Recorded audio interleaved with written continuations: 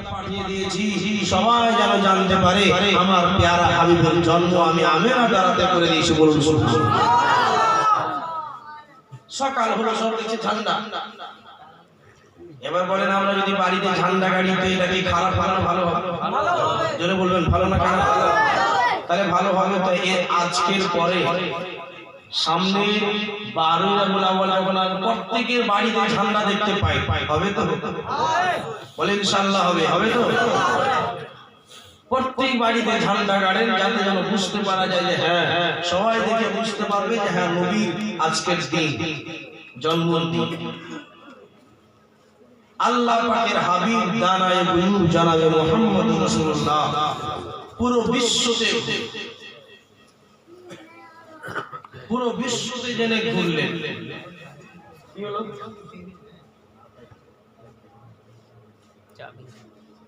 আল্লাহর নবী দোজাহানের বাদশা আকা মওলা গোটা বিশ্বতে ঘোরার পরে বাড়ি নিয়ে আসেন। বাড়ি নিয়ে আসার পরে মা আমেনা রাদিয়াল্লাহু তাআলা আনহা ছেলেকে কাজল দিচ্ছেন, খুশবু দিচ্ছেন, তেল মাখিয়ে দিচ্ছেন। বলুন সুবহানাল্লাহ। আচ্ছা কার ছেলেকে দিবে না এরকম? যখন জন্ম নেবে তো তেল কাজল তো দেবেই।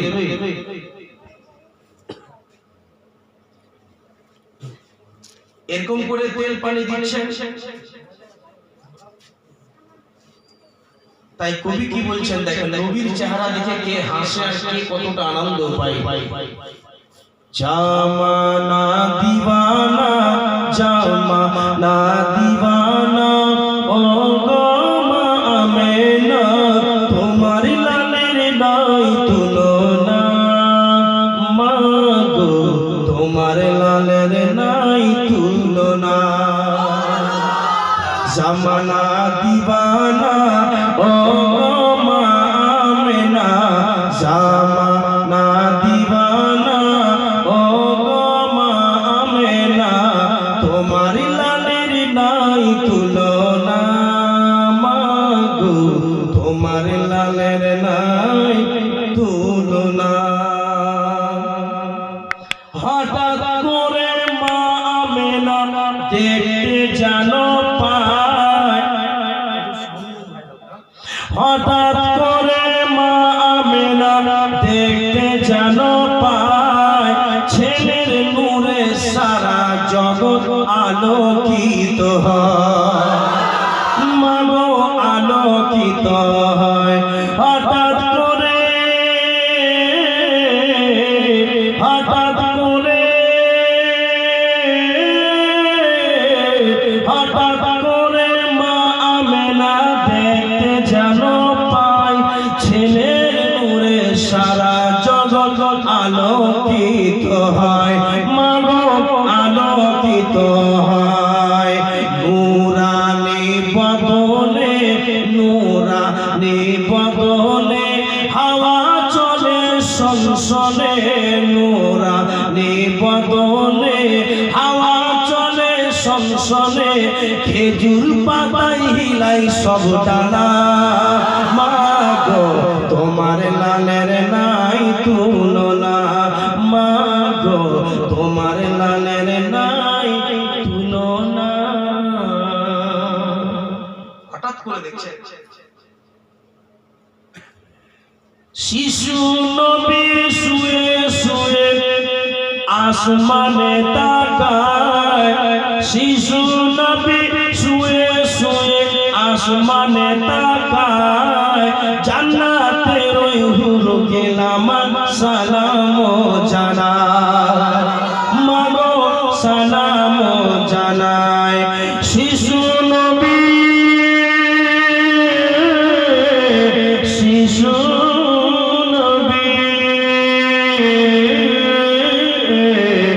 শিশু নবী, শিশু নবী, শিশু নবী, শিশু নবী শুয়ে শুয়ে আসমানে তাকায়, জান্নাতের ওই হুরু গেলাম সালাম জানায়, মা গো সালাম জানায়। মাথা নত করে, মাথা নত করে আল্লাহর দরবারে, মাথা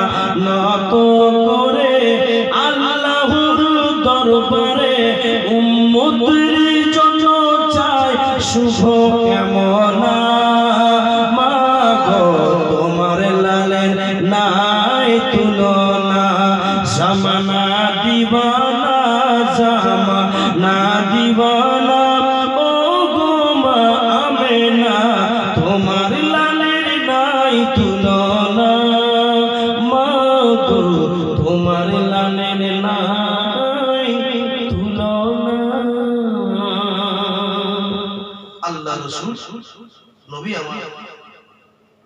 এবার সবাই জিয়ারত করলেন। আমার মা আমিনা রাদিয়াল্লাহু তাআলা নিজের স্তনের দুধ পান করালেন। মক্কাতে একটা বাবা সেই সময় কিন্তু খুব খারাপ আবহাওয়া চলছে,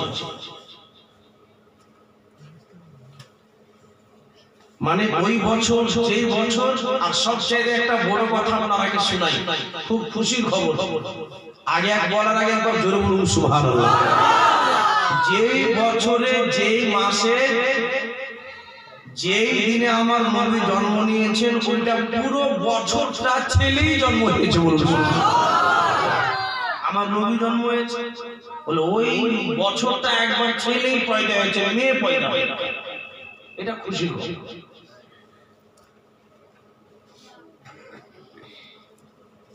দুধ পান করার পরে এক সপ্তাহ দুধ পান করালেন, এক সপ্তাহ দুধ পান করালেন আবু লাহাবের বাড়ি সাউদিয়া। নিয়ম ছিল কিন্তু ওই মক্কা নগরের প্রত্যেক বছর বানি সাদ একটা গ্রাম আছে, তাইফের গ্রামের দিকে একটা গ্রাম আছে যেখানে বানি সাদ, কি নাম? বানি সাদের গ্রামের মেয়েগুলো কি করতো, ওরা কিন্তু প্রত্যেক বছর ছেলে আনার জন্য মক্কা যেত। 1 বছর 2 বছর 2.5 বছর করে দুধ খাইয়ে নিজের স্তনের দুধ পান করিয়ে কিছু টাকা পয়সা পেত আর কি। মা আমিনা চিন্তা করছেন, আল্লাহ মক্কার আবহাওয়া ভালো নাই, অনেক ছেলেগুলোকে লেমুরিয়ার বেড়া নিয়ে যায়, তাকে হাত পা মুছলে যায়, কত কষ্ট হয়ে যায়, ওই কিন্তু হাওয়াটা কিন্তু খুব খারাপ চলছে। মা আমিনা মনে মনে চিন্তা করলেন, আমার ছেলেগুলো কি বাইরে কোথাও পাঠিয়ে দিতাম 1 বছরের জন্য দুধ পান করার জন্য, তো ছেলে আমার ভালোই থাকতো। মায়ের মন এদিকে কিন্তু বাড়ির সাথে মেয়েরা বলছে, চলো গো টাইম হয়ে গেছে, মক্কাতে চলো, বাচ্চারাকে নিয়ে আসবো, দুধ পান করাবো, কিছুটা উপহার পাবো, আমাদের দিন দান গুলো ঠিকভাবে যাবে। সবাই কিন্তু ছেলের জন্য বেরিয়ে গেছে। মা হালিমা ইনি কিন্তু সব লাস্টের দিকে একটা মাঠে কিন্তু একটা পুকুর আছে, পুকুরে বসে আছে, মনে মনে চিন্তা করছে, সব গ্রামের মেয়েরা তো চলেই গেল মক্কা, আমি কি করি? আমার বাড়িতে তো স্বামী আছে, তো ওয়ে দয়ে মই করছে, এদিকে আমার বাড়িতে একটা ছোট্ট করে গাধা আছে, কেমন করে কি করা নিয়ে যায়? গাধা উঠকে কি নিয়ে যাওয়া যাবে? পাতলা দুবলা উঠ। কোন কিতাব বলছে গাধা, কোন কিতাব বলছে উট। যাই হোক, গাধা ঠিক রেওয়ায়াত নাই, উটের রেওয়ায়াত ঠিক আছে। হযরতে মা হালিমা বাড়ি আসলেন, এসে নিজের স্বামীকে বলছেন, গো সবাই মক্কা চলে গেছে, তো চলেন না আমরাও যদি কোনো ছেলেকে পেয়ে যাই। তোমার মাথা খারাপ হয়ে গেছে, সব তো চলে গেছে মক্কা ছেলে আনার জন্য, তুমি এখন লাস্টে যাবা, তার সত্ত্বে বাড়িতে কোনো সাওয়ারিও নাই, একটা পাতলা দুবলা উট নিয়ে আছে, একে নিয়ে যাওয়া হবে?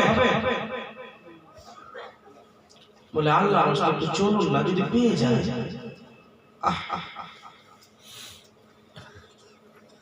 সীমা হালিমার মেয়েরা বলছেন, মা এত লাস্টে আপনি যাবেন বাচ্চা আনার জন্য মক্কাতে বাচ্চা পাবেন না। মা গো এরকম করে কেন আপনি লাস্টের দিকে মনটাকে বাড়ালেন? বাবা তোরা কিছু বলিস না, আমার স্বামী তোমার আব্বাকে নিয়ে চলো কোনো মতন মক্কাতে চলো, যখন তোমার জিদ হয়ে গেছে মক্কা যাবার, তো চলো। বাড়ির ভিতরে উট ছিল, খুব পাতলা তাবলা উট, সেই উটকে নিল মা হালিমা জনসম্বন্ধী হেরে টানে, আর এদিকে যেন হারিস পিছনে ঠেলে। হালিমার স্বামীর নাম হলো হারিস, পিছন দিয়ে হেলে যেন ঠেলতে লাগে, আগা দিকে টানে। এমনি করে হারিস বলছে, হালিমা এরকম করে কেমন করে উটটাকে নিয়ে যাওয়ার দরকার কি আছে? যার উপরে চাপা যাবে না তাকে নিয়ে যাওয়ার দরকার কি আছে? বলে মাঝে মাঝে চাপবো আর মাঝে মাঝে ঠেলবো। বলে ও হালিমা এমনি করে কষ্ট করে মক্কা যাওয়ার দরকার কি আছে? বলে স্বামী জোড়হাত করে বলে আপনি কোনো প্রশ্ন করিয়েন না, চলেন মক্কাতে। মক্কায় যাওয়ার পরে স্বামী আল্লাহর হস্তে নিশ্চয়ই ছেলে পাবো। যখন মক্কা ঢুকছেন বাবা, দেখছেন যে সব মেয়েগুলা বড় বড় বড় বড় লোকের ছেলেগুলো যারা পয়সাওয়ালা, সব মেয়েরা একটা করে ছেলে নিয়ে ওরা কিন্তু নিজের বাড়ি চলে বেরিয়ে গেছে। লাগাম ধরে টানে, এদিকে হালিমা ঢুকলো। হালিমার মেয়ে যেটা ছিল আর ছেলে ছিল, বলছে মা তোমার মতো পাগল মেয়ে তুমি কেন? বলে সব বড় বড় লোকের ছেলেগুলো বেরিয়ে চলে গেল, এখানে এসে ঘাস ছিলবা তুমি? ছোট একটা বাচ্চা ছিল মা হালিমা, ওদেরকে বললো, স্বামীকে বললো, ওগো আপনি ছেলেগুলোকে নিয়ে মেয়েগুলোকে নিয়ে একটু এখানে দাঁড়ান, আমি আসছি, দেখি বাচ্চা পাচ্ছি কি পাচ্ছি না। গ্রামে যাবে, পাড়ায় যাবো, আসি কি ছেলে মেয়ে দেখছি। মা হালিমা পাড়ায় গেলেন বাবা, পাড়ায় দিচ্ছেন তো বাচ্চা নাই। সব বাচ্চাগুলোকে দায়রা নিয়ে চলে গেছে ভাই আমার, একটা বাচ্চা নাই। আর বাচ্চা কিন্তু মক্কা শহরে নাই, সবাই মিলে চলে গেছে। মা আমিনা যেন রাতের অন্ধকারে ঘুরে বেড়ায়। ও বাবা আমার মন খারাপ, আল্লাহ স্বামীকে কষ্ট করে কত রকম বুঝিয়ে বাঁচিয়ে মক্কা নিয়ে আসলাম, যদি ছেলে না পায় আমার স্বামী আমাকে গালি দিবে, আমাকে তালাক দিয়ে দেবে, আমার স্বামী আমাকে মারধর করবে। আল্লাহ দয়া করে বলে আল্লাহ আমাকে একটা সন্তান দাও। বলার পরে হঠাৎ করে দেখতে পেলেন মা হালিমা যেন একটা লোক পাহাড়ের উপরে ডাক দেয়, ও দায়রা কেউ আছো? আমার একটা পোতা মোহাম্মদ বিন আব্দুল্লাহ আছে, তাকে কেউ নিয়ে যাবে। মা হালিমা দাঁড়িয়ে দেখছে বয়স্ক লোকটা পাহাড়ের উপর থেকে চটকিতে চেপে যেন কিছু বলছে। একটা লোক যাচ্ছিল রাস্তায়, জানলাম না, লোকে দাঁড় করলো, ওই লোকটা কে? কেন? যে লোকটার কাছে বাচ্চা আছে, বলছে হ্যাঁ বাচ্চা তো আছে। একটু আমি যেতাম। বয়স্ক লোক আব্দুল মুত্তালিবের কাছে চলে যাওয়ার পরে আব্দুল মুত্তালিবের কাছে দাঁড়িয়ে বললেন, চাচা আসসালামু আলাইকুম। বলে ওয়ালাইকুম সালাম বাবা বলো। বলতে লাগলো, বলে চাচা আপনার কাছে একটা বাচ্চা আছে চাচা, আল্লাহ আপনার ভালো করুন, ওই বাচ্চাটা আমাকে দেওয়ার জন্য আপনি পারবেন দিতে? বলে বাবা রে আমার বাচ্চা তো আমার পোতা একটা, আমার আব্দুল্লাহর ছেলে, আমার পোতা আমার বৌমার কাছে আছে। মা তোমার ইচ্ছা যদি করে তো চলো নেবে, আমার সন্তানের ছেলেকে কেউ কিন্তু নাই, আমার পোতাকে কেউ নেই, আমার পোতার বাবা বেঁচে না, তার কারণে কেউ কিন্তু লিখছে না। বাবা হেলা করে দিয়েছে। বাবা রে তোর নেওয়ার ইচ্ছা যদি করে তোমা আমার সন্তানকে নাও। আব্বা গো একটু চলুন তো দেখি, আপনার সন্তানটাকে দেখি তো আগে কেমন আছে। মনে মনে চিন্তা করলেন, যার বাপ নেই তোর কাছে পাবোই, ঠিকই বুঝি কপালে আমার বাচ্চা নেই, যাবো কি যাব না, বলে জমি এসে দেখেই নিয়েছিলেন। মা আমিনার কোলে আমার বিশ্বনবী বসে আছে। মা হালিমা গেটটাকে খুলে বললেন, আমিনা বাবা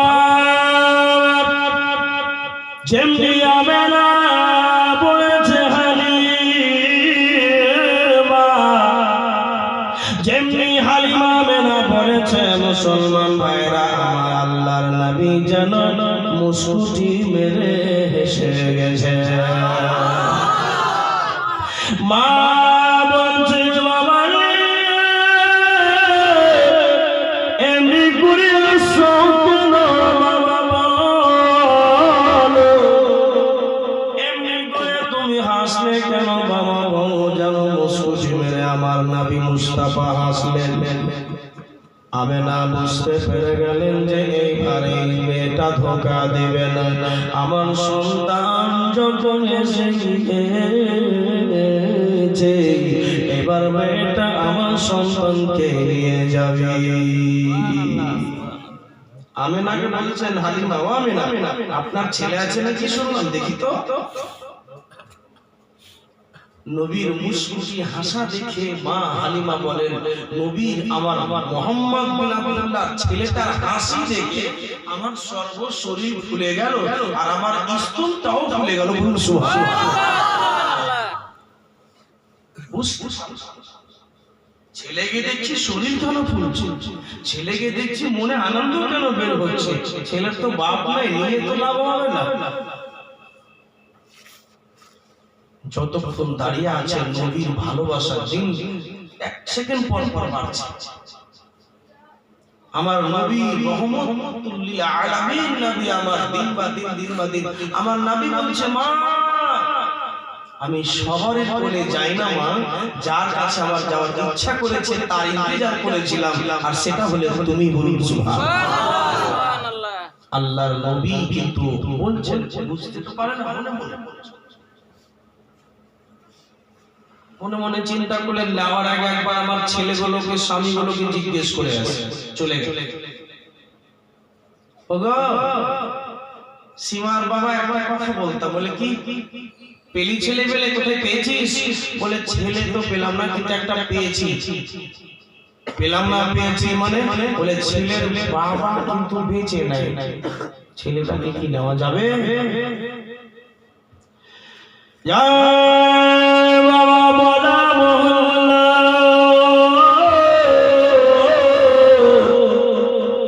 বলার পরে যেন দেখতে পাওয়া গেল বাচ্চা মেয়েটা বলল মা তুমি কি আসলে তার কাটা হয়ে গেছো মাথা পাগল, যার বাবা নাই তার কাছে কিছু পাওয়া যাবে না, যার কাছে যার বাবা বেঁচে নাই তাকে পুষে লাভ হবে না, তাকে দুধ পান করিয়ে লাভ হবে না, কিছুই পাওয়া যাবে না। আল্লাহর হস্তে ওই বাচ্চাকে নিয়ে লাভ হবে না, মুসলমান লাভ হবে না। মা বলে বাচ্চাটাকে নিয়ে লাভ হবে না। আমেনা বোন হালিমা বলছেন বাবা রে বাচ্চাটাকে নিয়ে লাভ হোক বা না হোক আমি সেই বাচ্চাটাকে আমি দুধ পান করাবো। তোমরা বাধা দাও নিতে বলো বা না বলো, আমার অধিকার ছিল তোমাদেরকে জানা, জেনেছি, চললাম ছেলে আনতে। বিশ্ব নবীর কাছে গিয়ে আমার নবীকে বলে দিচ্ছেন, তো নবীর গায়ে কিন্তু সেরকম পোশাক ছিল না। আচ্ছা কেন ছিল না? নবীর শরীর আর নবীর অঙ্গ দেখছেন মা হালিমা যেন বলে নিচ্ছেন আল্লাহ। মা হালিমা বললেন মুসলমান বলেন মা হালিমা, ও হালিমা তোমার কোলে। হালিমা বলে নিচ্ছেন রাসূলুল্লাহকে, তো কবি বলছেন আওয়াজ দেনেওয়ালা যেন একটা আওয়াজ পাওয়া যাচ্ছে, ও হালিমা তোমার কোলে কে এসেছে দেখো না, আগিয়ে গিয়ে দেখো না, খুশবু